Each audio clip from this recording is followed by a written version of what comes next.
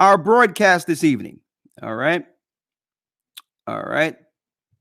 Life from the dead, the awakening.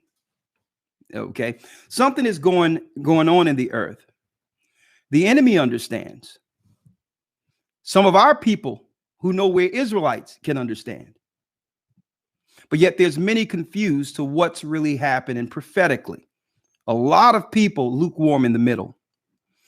And what I thought I would do is really going up into Passover is to actually quantify what this life from the dead, the awakening is, and what our responsibility in the awakening is. What is our responsibility to this awakening, right? What are we prepared to do now that we're woke?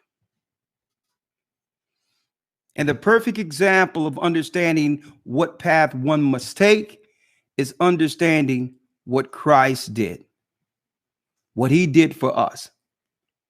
We're in some changing times right now, and most people are confused to exactly what's going on prophetically.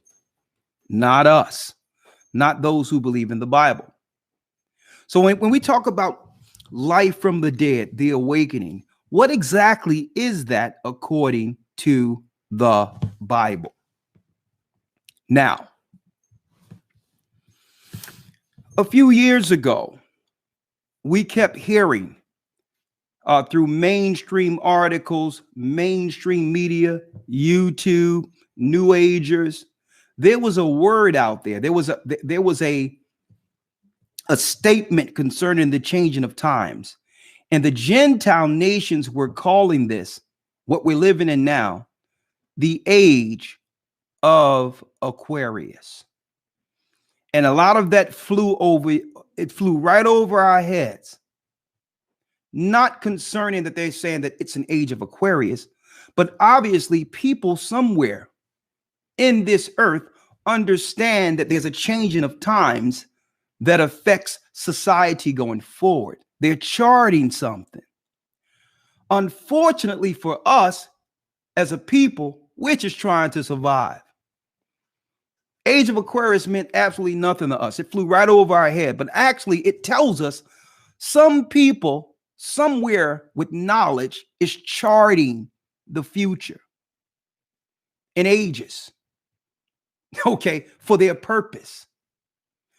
And we're just surviving. We're just trying to live, feed our families, make sure our children are good, paying the rent, while the whole earth is preparing for a paradigm shift. But unbeknownst to our people, the reason why the Gentiles and the others were stating that we're entering an age of Aquarius, because it had everything to do with the prophetic awakening of God's people and how it would affect the pagans. So they was going into a new age in which they could no longer deceive us. So who did that? Was it organic that out of nowhere, going on with our daily routines, automatically out of nowhere, we begin to understand things we've always longed to understand? That out of nowhere, we were just going about our daily routine and something popped up on the internet. Or a family member or someone said, yo, you need to check this out. Out of nowhere, things started to resonate that led us to understand that we were the children of Israel. That wasn't a coincidence. Okay? That was a communication.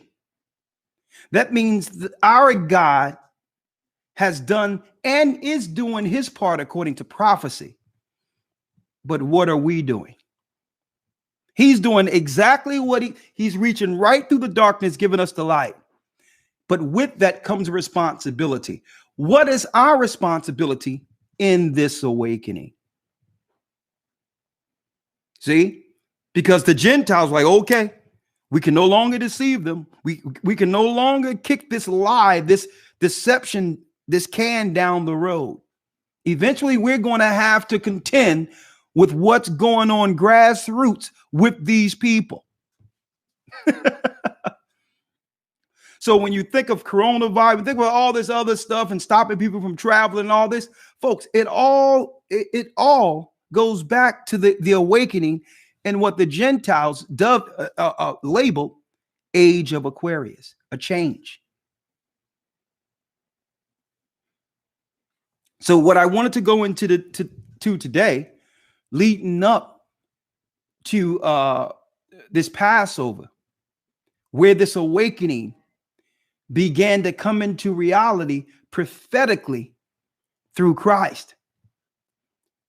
Moving into this Passover that's coming this week, I want to quantify the awakening. So not only keep in mind, first of all, to appreciate what was done for us and allowing God's people to have a second chance at the covenant.